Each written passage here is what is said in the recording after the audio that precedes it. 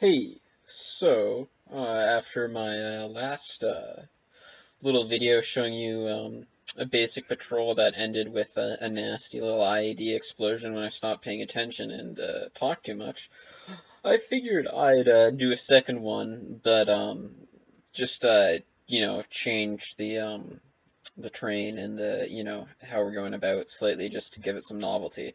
So this time we're going to start out at the Blue Fur base down here, Alamo FOB, and we are going to proceed through Sangin town to the target area here, which is this compound facility.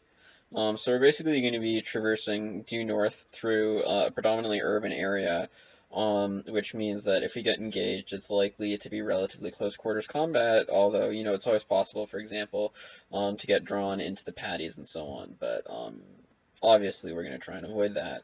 And so again, this is partially just a test to see if this mission needs refining and editing, so, the distribution of enemies may not be perfect. I hope that's not a live IED that spawned in the base, because that would be lame and would mean I have a little work to do.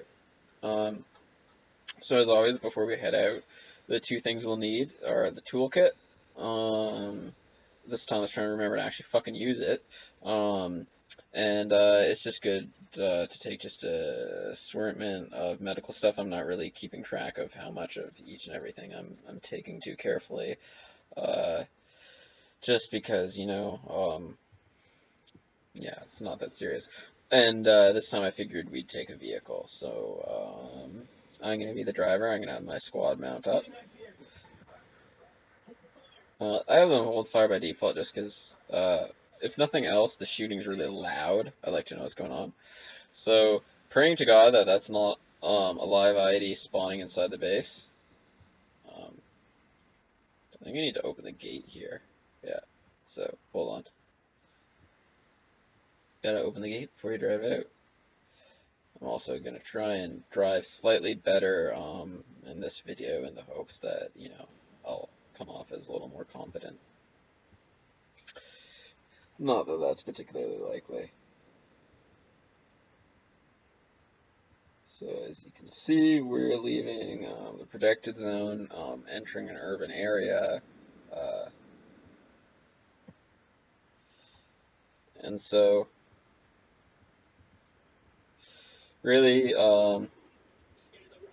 because we're driving, one of the important things we're going to be doing is we're going to be keeping an eye out for IEDs on the roadside. We also, basically, what we want to watch for is cars driving aggressively towards us. My strategy for dealing with civilian drivers for today isn't going to be realistic military protocol. Re Realistic military protocol, basically, you make civilians yield for you. You don't yield for civilians. Due to the fact that ARMA has its limitations, I'm more likely to yield and let them pass, just because that allows me greater discernment as to, oh, ignore that error, that allows me greater discernment, and that's a contact sighted, so I'm going to just tell my guy to open fire.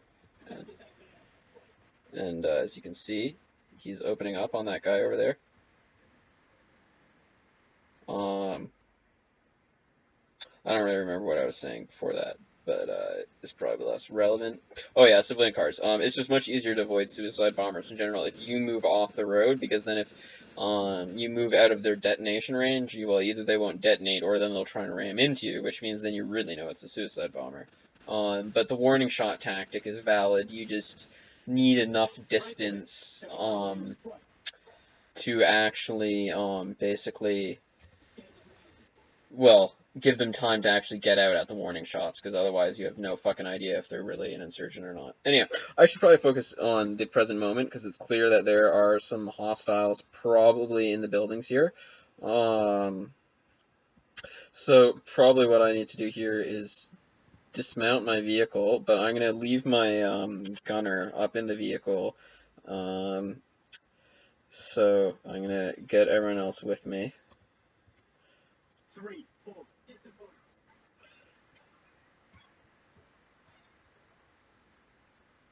Um, every time they shut out contact, uh, hold that thought.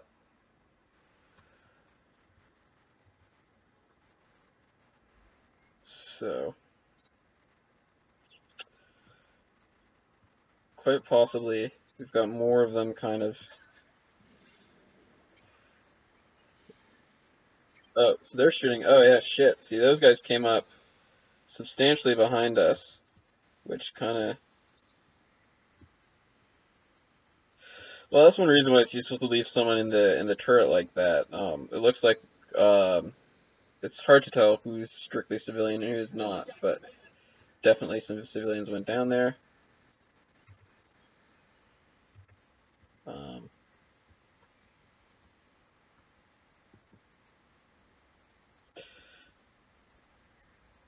it is difficult, to immediately discern uh, if these guys are armed or not, if they're belligerents or not. So,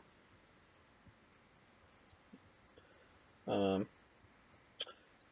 and of course, you always got to keep an eye out for suicide bombers. So you always want to watch for those with vests.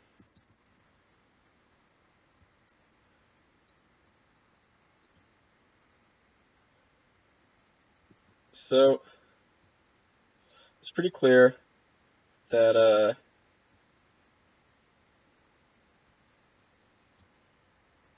whoever opened up isn't right around right this moment. In situations like these, especially when I'm not playing with real people, when I'm playing with AI, I'm always unsure as to if I want to stay dismounted or if I want to basically remount. So what I'm going to do right now is I'm just going to quickly, before I remount up, I'm going to sweep the compounds around, um, and basically, if we don't come under fire and find contacts in the buildings, I'm going to consider it safe to move on. Don't look like I can get through there. The bush is blocking the way. Um, like, these buildings look pretty clear, but you just never know. Now we have a civilian vehicle, so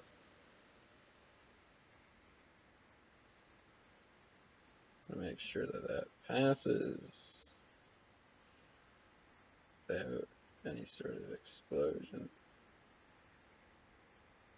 One of the things with the AI that's problematic is the civilians, especially when they get panicked, tend to run over each other when they're driving. I don't really like that. I don't really know how to make them value each other's lives more. Um, Here's one option. It's always a little risky, but you can always basically post up on a rooftop and try and get a better sense of what's in the neighboring compounds that way. The disadvantage is you're standing up like a fucking ideal target, and as well, even then, your visibility is pretty limited. Um, so this one on the compound behind it is clear. Um, However, set of buildings here, I think sort of the ones lying behind them, I don't really know. And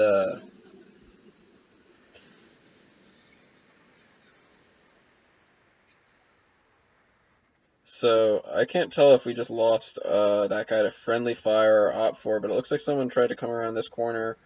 Um, and I lost my machine gunner. I lost my machine gunner. Um, Quite possibly to friendly fire there, actually. Um, Quite possibly to an enemy coming around the corner. Um,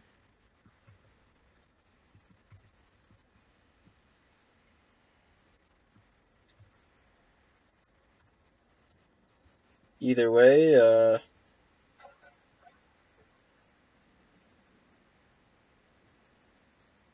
looks like he's finding no shortage of targets. Like, it looks like someone actually just exited this compound here. And if you heard that loud snap, that's, the telltale sound of a bullet flying right over my head, right? Yeah, you see that guy right there? Yeah, I got him. He's down. But as you can see, the combat in here is pretty different than out in, the agricultural fields in my last video because, well, it's just a different beast. So you could see that he's probably through that hallway there because I don't know if you saw it or not, but there was bullet spray off these walls here, so I could hear them shouting actually in the distance now.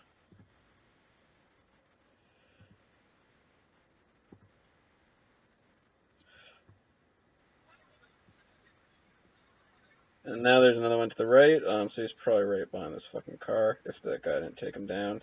Oh, that's a suicide bomber. See the vest? Uh, I kind of want to let him approach just to show it. Um, well, I mean, you got to take this one out because I'm going to try and actually run through this entire mission. So down he goes. But if that, well, you can see you've seen my video with the demo of what it looks like. This guy's fine. I just thought he was injured for a second, but yeah. Um,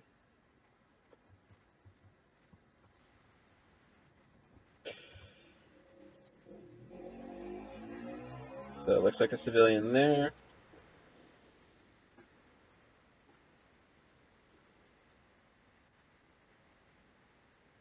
That's shooting. That's not my 50 cal gunner up there, and it's probably not this guy.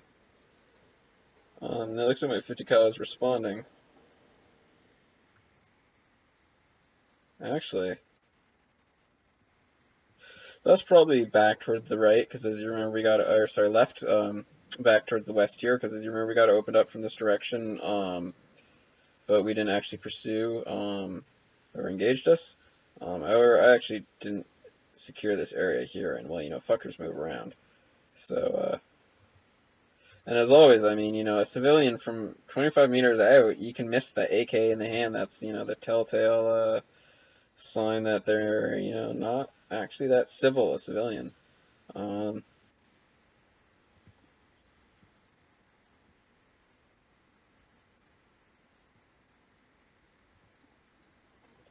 so that sounds like it's coming from the southwest to me. Um, I'm not really going to try and babysit my AI and make them keep up with me. Because it sounds like...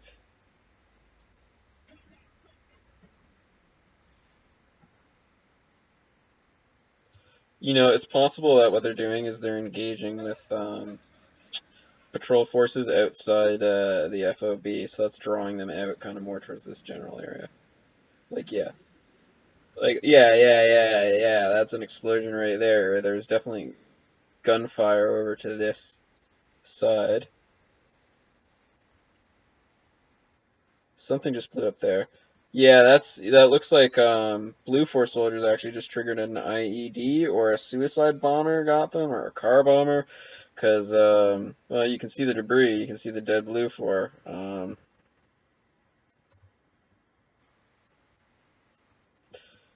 And now it's quiet. Oh, see that silhouette in the distance? Is that hostile? That's a hostile. You can see he's got a gun. You can see that tiny little. Yeah, it's a Danny, guys. One of the advantages to fighting these insurgents versus conventional forces is conventional forces have plate carriers, which means that you can hit um, up to three shots center mass, and they won't go down. Um,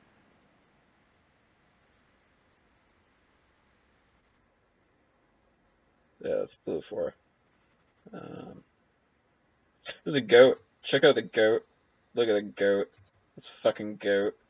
Uh, don't kill goats. That's really not cool. I don't tolerate that shit.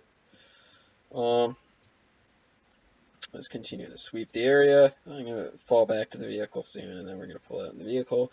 We already have one killed in action, so, I mean, like, I don't actually think I can successfully raid this compound, but I'm also not clearing these houses in a very tactically safe manner. Yeah, those are our blue 4 guys there. You can see they came to the site of the explosion. Looks like it might have been a suicide bomber, but it might not have been. Some sort of factory installation there.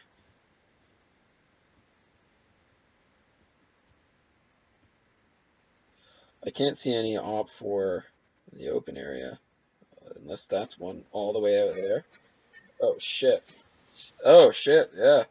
That's kind of a big reason why not stay on rooftops. Luckily, you know, I left my 2 squad mates as playable, so what I need to do though is I need to get some of the stuff left on my person, like the toolkit and the medical supplies, just because, you know. Which also means I have to risk, you know, getting shot kind of the same way I did.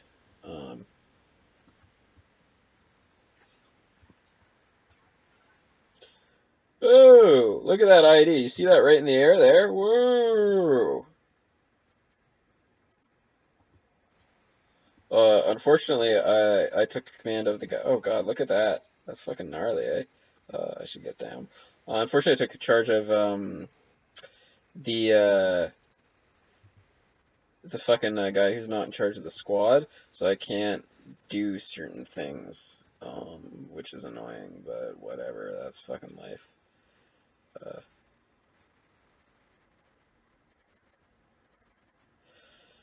Probably should, you know, gather the various things Buddy had on him here.